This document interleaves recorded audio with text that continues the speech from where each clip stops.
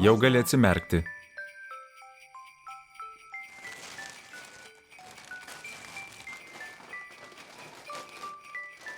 Na, patinka?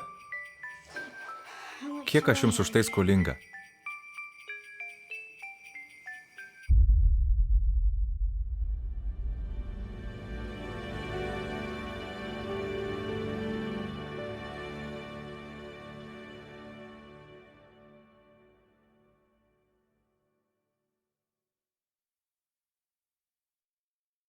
Jei Dievas paklaustų jūsų, kodėl turėčiau tau dovanoti amžinąjį gyvenimą, ką atsakytum?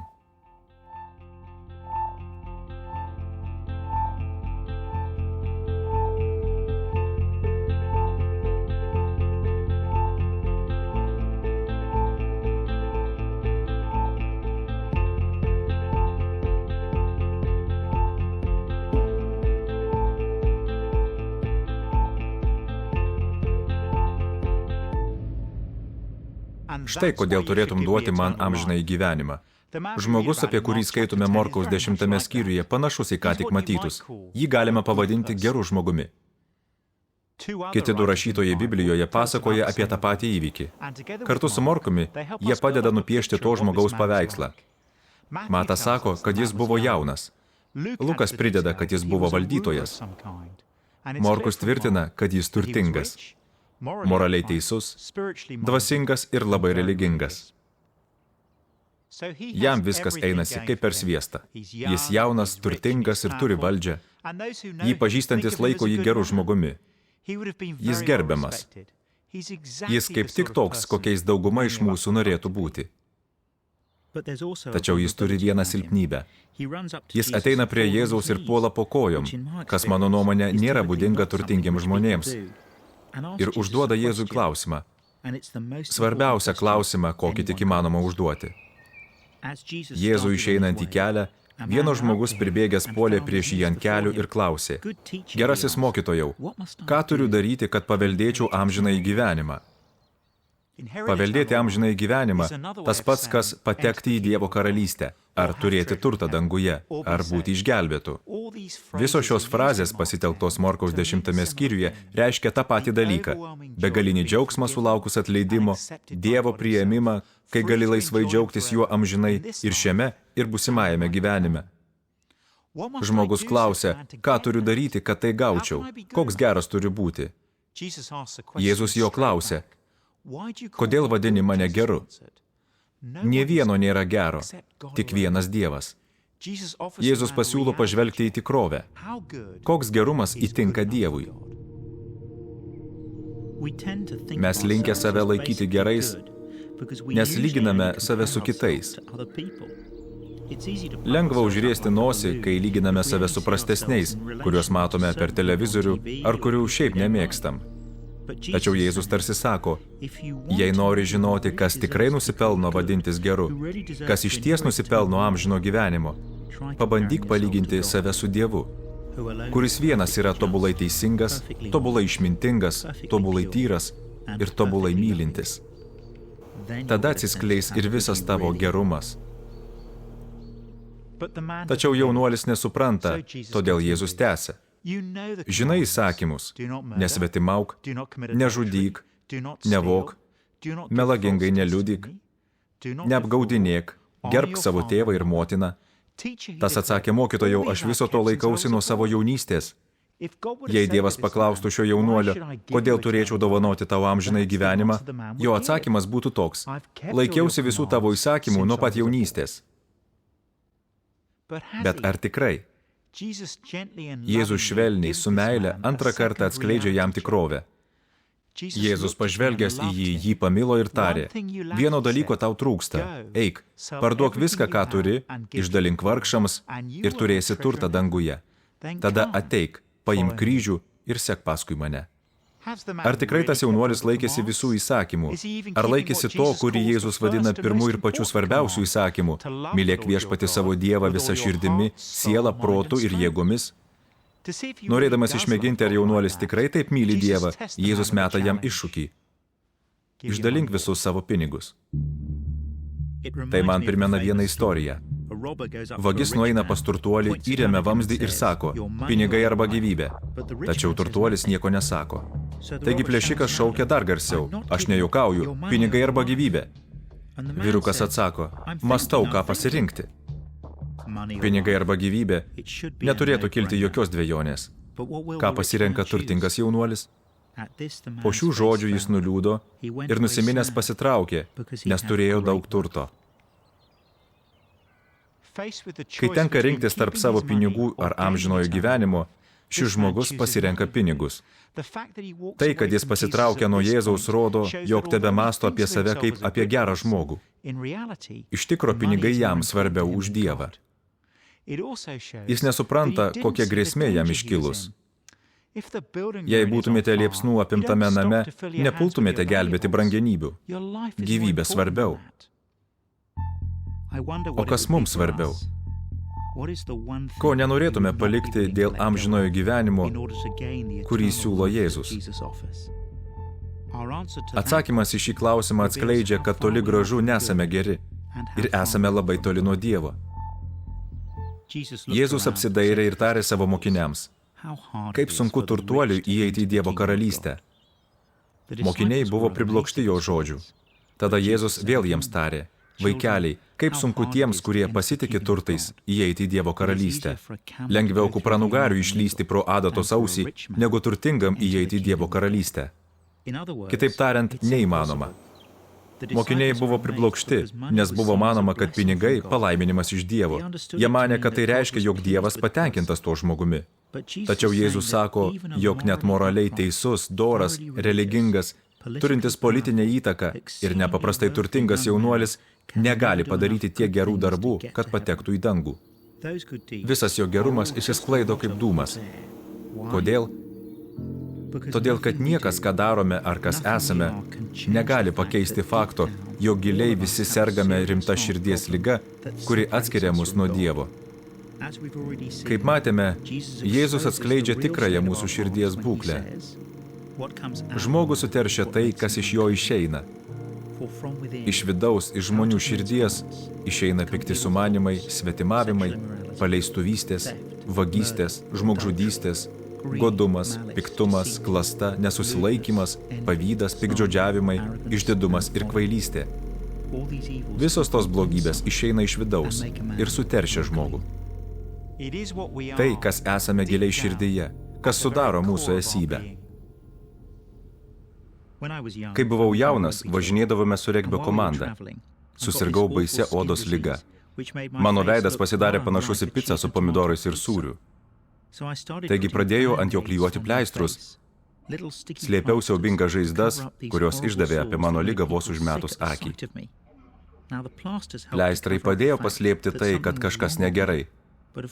Bet aišku, negydė mano ligos. Tam daktaras turėjo išrašyti labai stiprių antibiotikų, kurie išgydė infekciją. Visa, ką darome norėdami įrodyti esą pakankamai geri, yra tarsi pleistrai. Jie gali pridengti ligą esančią giliai mumyse. Žiūrėdami juos, kiti gali laikyti mus gerai žmonėmis. Netgi galime apgauti save. Tačiau tai, ką darome, mūsų darbai, neturi galios išgydyti mūsų nuodėmės. Visi atsakymai, kurie prasideda Dieve, turėtum duoti amžinai gyvenimą, todėl kad aš. Visi atsakymai, kurie remiasi pasitikėjimu savimi ar savo darbais, neturi jokios vertės. Stengiuosi tai pasakyti labai aiškiai. Anot Jėzaus, šie dalykai neduos jums nieko gero, jei remdamiesi jais mėginsite paveldėti amžinai gyvenimą. Jei kliaunatės bet kuriuo iš tų dalykų, liaukitės, nes esate suklaidinti. Galbūt jie nėra blogi dalykai, galbūt iš esmės yra geri, tačiau jie nieko gero neduos, jei remdamiesi jais mėginsite užsitarnauti amžinai gyvenimą, jei prisidengdami jais mėginsite prieš Dievą pateisinti save. Jėzaus žodžiai sugrąžina jaunuolį į tikrovę. Nepriklausomai nuo to, kokie moralūs ar geri atrodome patys savo, suklystame vien vykdydami patį pirmąjį įsakymą, patį svarbiausią. Mylėk viešpatį savo Dievą visą širdimi, visą sielą, visų protų ir visomis jėgomis.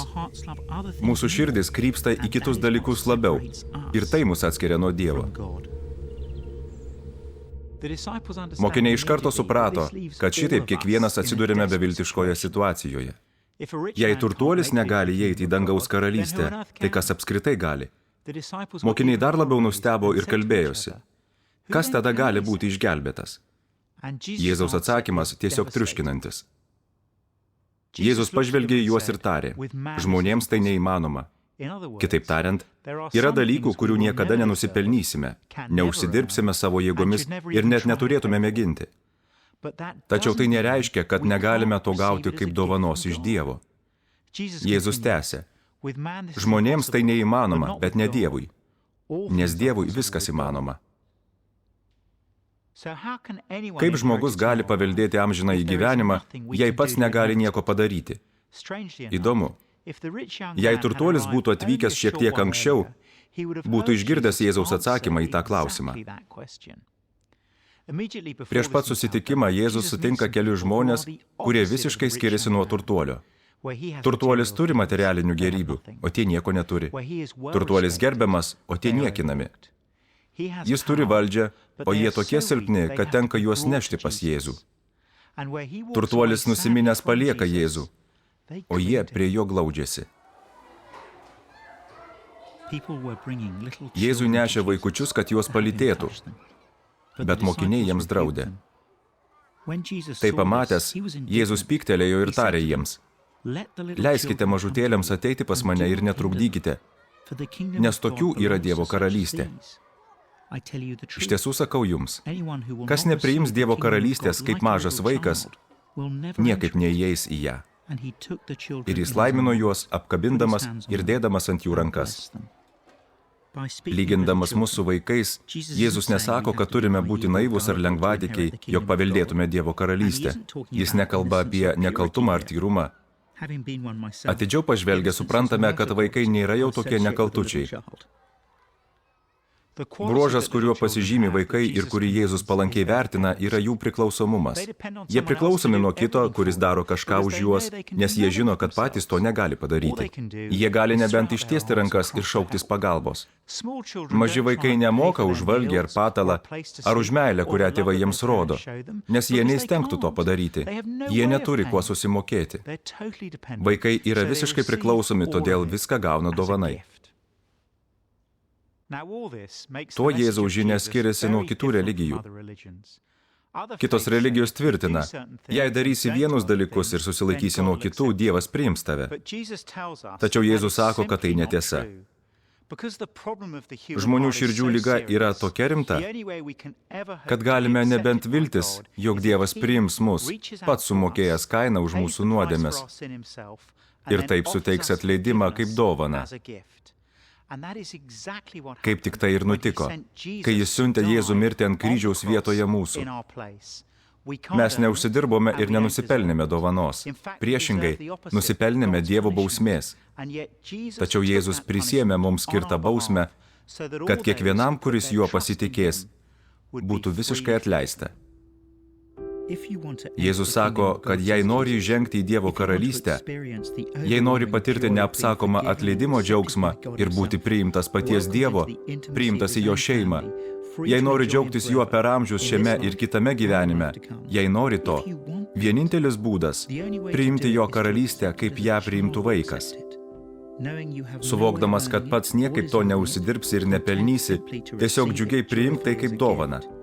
Visa, ką galime padaryti, tai ateiti pas jį, ne pilnomis rankomis darbų, kuriuos padarėme, bet tuščiomis, pasiruošę priimti tai, ką atliko Dievas.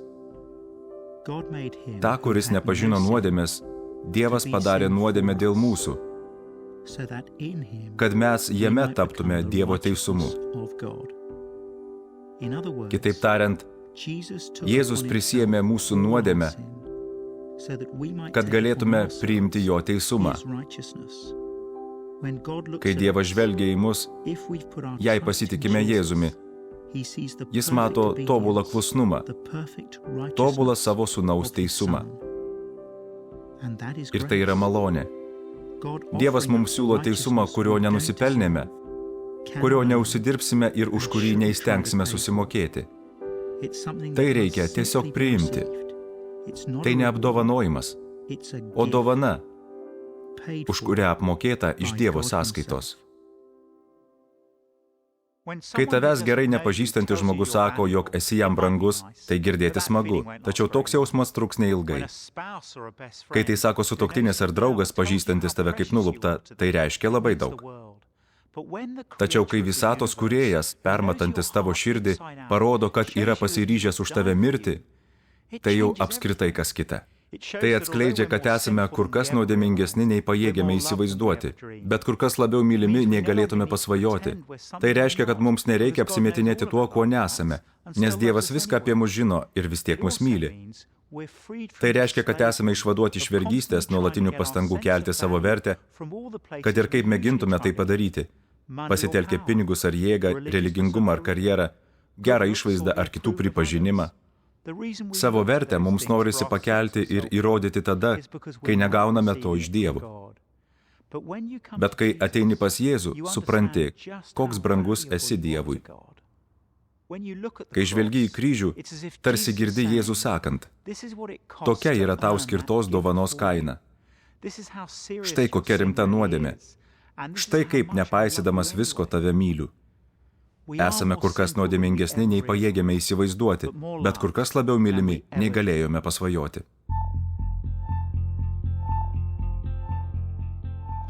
Ir tai yra dovana, kurią kūrėjas laiko dabar ištiesęs tau. Jėzus sako, ateik pas mane tuščiomis. Noriu įteikti tau dovaną.